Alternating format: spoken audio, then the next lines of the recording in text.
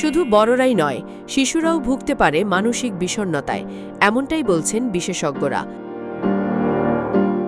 চিকিৎসকদের মতে শিশুর বিষণ্ণতা শুধু মন খারাপ নয়, এটি দীর্ঘস্থায়ী এক মানসিক অবস্থা যেখানে শিশু আনন্দ, আগ্রহ ও স্বাভাবিক আচরণ হারিয়ে ফেলে।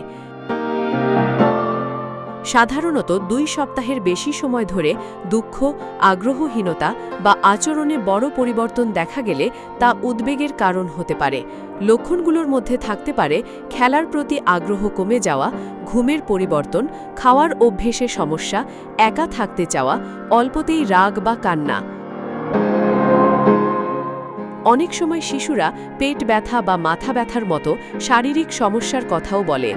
বিশেষজ্ঞরা বলছেন, পারিবারিক সমস্যা, মানসিক আঘাত, নির্যাতন বা বংশগত কারণেও শিশুর মধ্যে এই সমস্যা দেখা দিতে পারে।